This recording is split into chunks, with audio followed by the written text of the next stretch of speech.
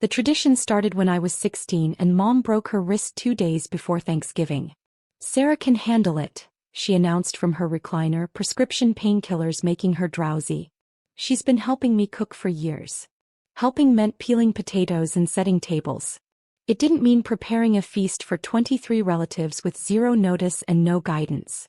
But somehow I managed it, staying up until 3 a.m. the night before, crying over burnt rolls, serving a meal that was edible if not elegant. "Sarah did such a wonderful job," everyone praised. "You're so lucky to have such a capable daughter." Mom beamed as if she'd trained me personally. Dad nodded approvingly. "Next year we'll let Sarah handle everything. She's clearly got a gift for this."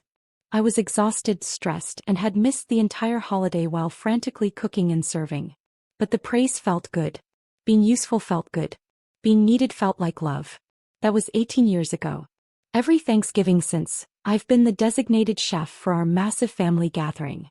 What started as emergency help became permanent expectation. The guest list grew from 23 to 30 plus as cousins married and had children, but my role remained the same. Single-handedly prepare a restaurant-quality feast while everyone else enjoyed the holiday. Sarah's Thanksgiving became the family brand. Relatives would rave about Sarah's famous stuffing and Sarah's perfect gravy. They'd request specific dishes and dietary accommodations. They'd bring friends who'd heard about the incredible meal. The pressure to maintain my reputation grew each year. Nobody ever offered to help.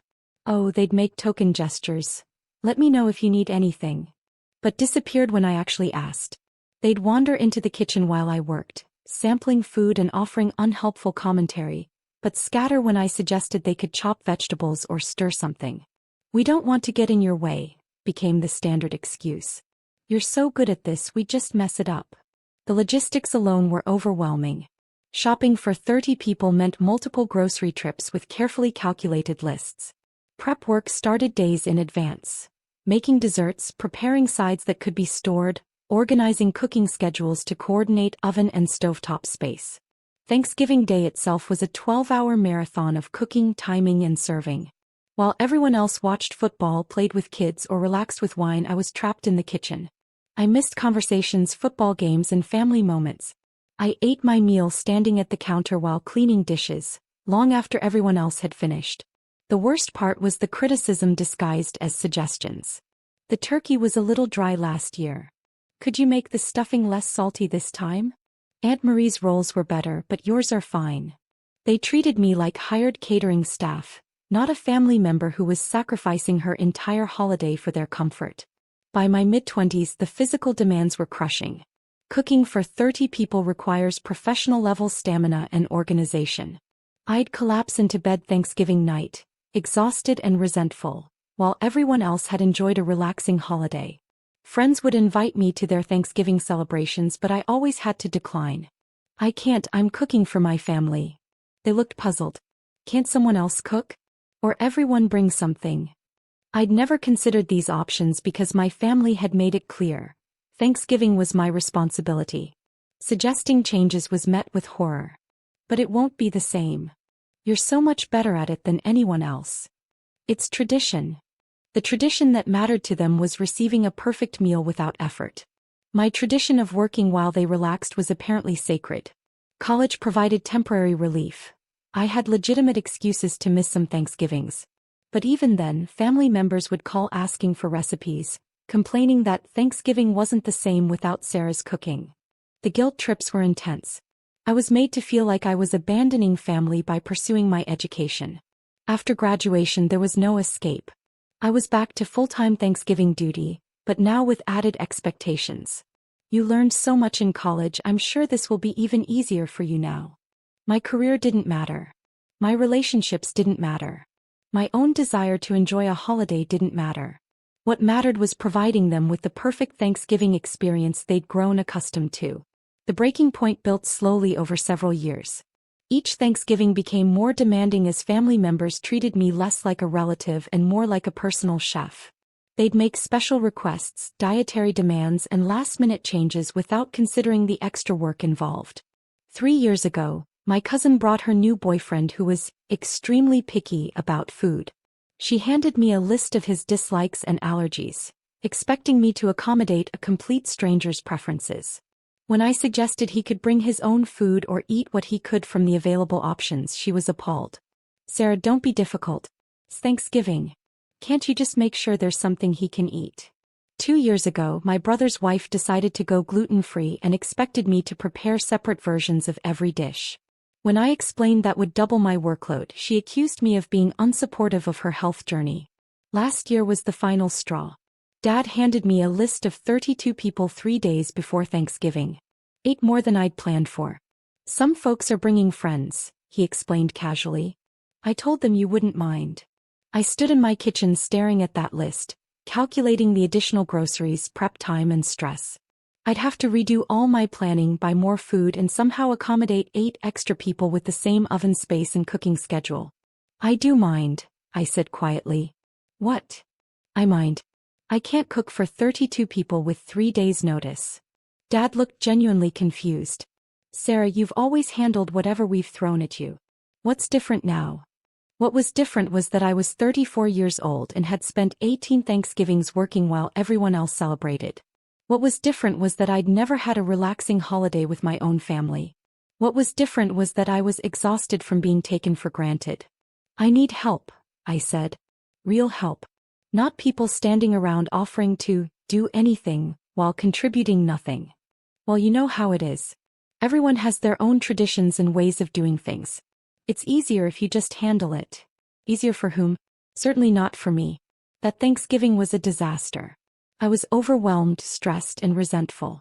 The food was fine, but I snapped at people all day. I cried in the pantry while the turkey rested.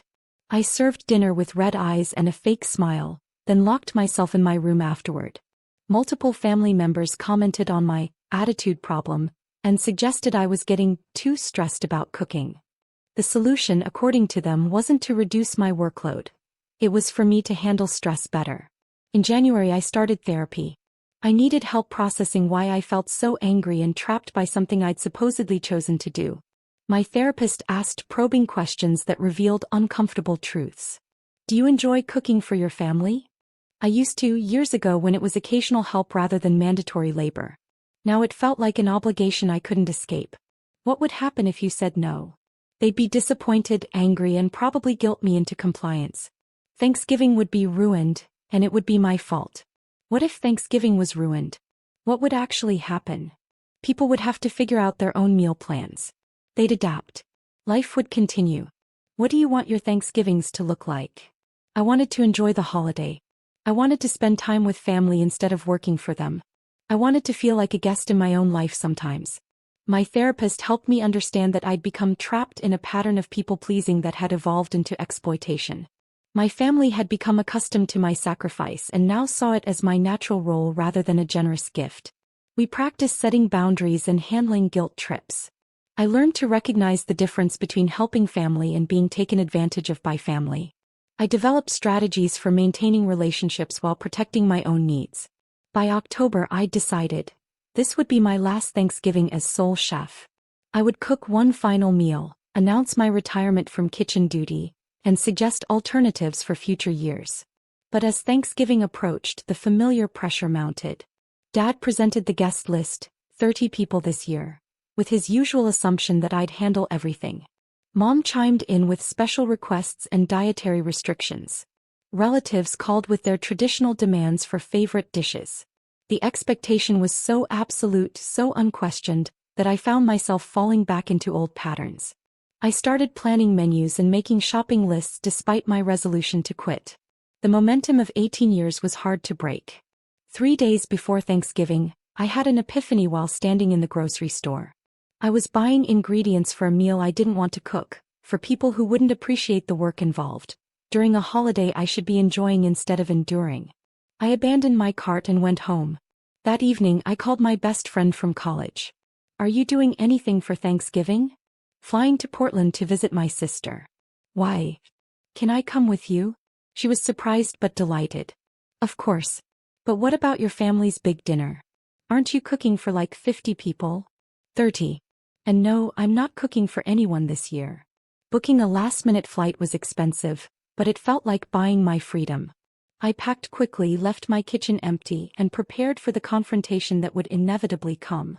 Wednesday evening, Dad called with final details. Cooking starts at 4 a.m., right? Uncle Bob's bringing his new girlfriend and she's vegetarian, so make sure there are plenty of options for her. Oh, and Cousin Jennifer's kids are all going through picky phases, so maybe some plain pasta as backup. Actually, Dad, I won't be cooking tomorrow. Long pause. What do you mean? I mean, I'm not cooking Thanksgiving dinner. I'm going out of town. Sarah, this isn't funny. 30 people are expecting dinner. Then 30 people need to figure out alternative arrangements. You can't just abandon the family. It's Thanksgiving. I'm not abandoning anyone. I'm taking a break from being the unpaid caterer. The conversation escalated quickly. Dad was angry, then panicked, then furious again. He cycled through guilt trips, accusations, and desperate pleas. How could I be so selfish? Didn't I care about family? What were they supposed to do now? I stayed calm, just like my therapist had taught me. You could order catering. You could make it potluck. You could go to a restaurant. You could ask someone else to host. Families across America manage Thanksgiving without having one person do all the work. But you're so good at it. And everyone's counting on you. Everyone's counting on me to sacrifice my holiday for their convenience. That's not fair, and I'm done with it. I hung up before he could respond. My phone immediately started buzzing with calls and texts from other family members who'd been alerted to the crisis. I turned it off. Thursday morning at 3 a.m., instead of starting turkey prep, I was in an Uber heading to the airport. Instead of calculating cooking times and oven schedules, I was buying coffee and settling into my window seat. Instead of sacrificing another holiday to other people's expectations, I was finally putting myself first. The guilt was intense during takeoff. 18 years of conditioning doesn't disappear overnight. I imagined the chaos back home as 30 people arrived expecting a feast and found empty kitchen. Part of me wanted to turn around and fix the situation I'd created. But a bigger part of me felt free for the first time in decades. Portland was beautiful. My friend's sister had a small gathering, just 8 people, where everyone contributed something. I brought wine and helped with cleanup afterward. We played board games, took walks, and actually enjoyed each other's company instead of just consuming food someone else had prepared. It was the most relaxing Thanksgiving I'd had since I was 15. My phone, when I finally turned it back on Friday, contained 47 messages. They ranged from angry to hurt to desperate to manipulative. The story I pieced together was predictably chaotic. The family had gathered Thursday expecting their usual feast. When they realized I wasn't there and no food was prepared, panic ensued. Some people left to find restaurants, most were closed. Others raided my parents' pantry for whatever they could find. A few relatives went to grocery stores and bought pre-made dishes. They ended up with a hodgepodge meal of store-bought turkey, instant mashing potatoes, canned vegetables, and frozen pies. It was, according to multiple messages, a disaster, and the worst Thanksgiving ever. Several family members blamed me for ruining the holiday. Others were hurt that I'd left without warning. A few were angry that I'd abandoned family during a time when we're supposed to be together. But buried among the guilt trips and accusations were a few messages that gave me hope. My cousin Mark, I never realized how much work you put into Thanksgiving. I'm sorry we took you for granted. My Aunt Linda, I understand why you needed a break. We should have helped more over the years. My brother, Mom and Dad are furious, but honestly, I'm proud of you for standing up for yourself. The most telling response came from my teenage niece. It was actually kind of fun figuring out dinner together. Like a cooking adventure. But Uncle Dave burned the rolls and Grandpa complained the whole time.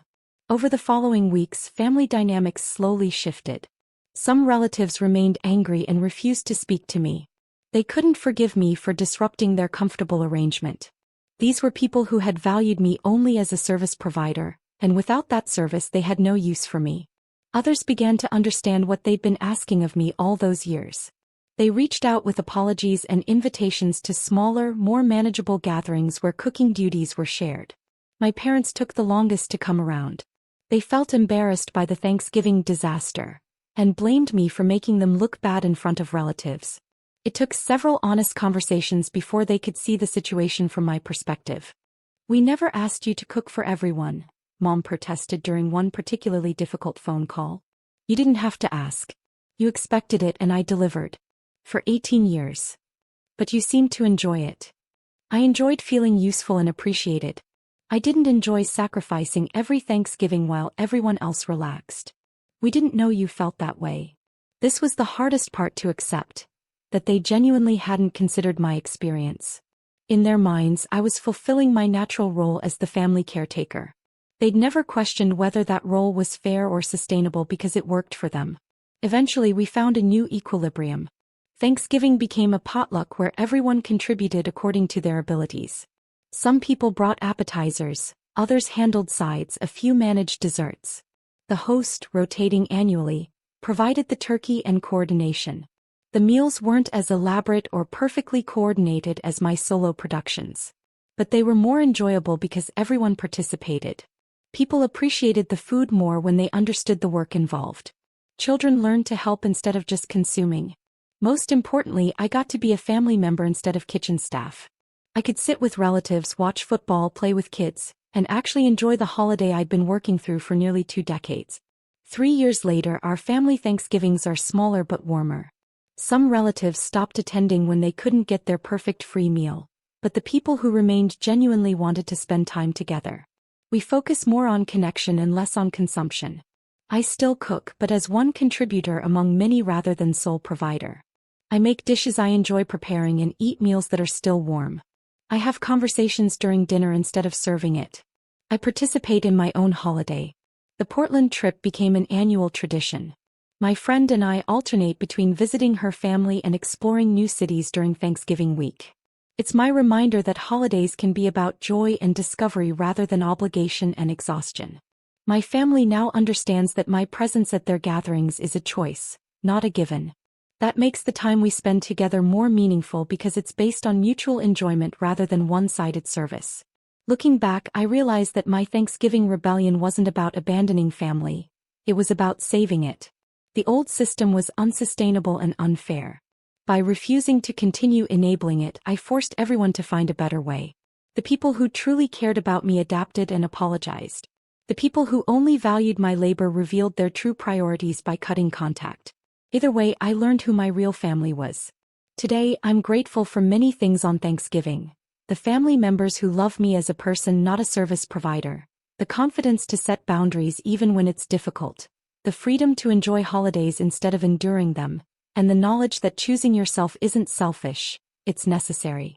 Sometimes the most loving thing you can do for your family is refuse to let them take advantage of you. It forces everyone to grow into healthier patterns and more authentic relationships. My kitchen is no longer a prison and Thanksgiving is no longer a source of dread. That's worth more than any perfectly prepared feast.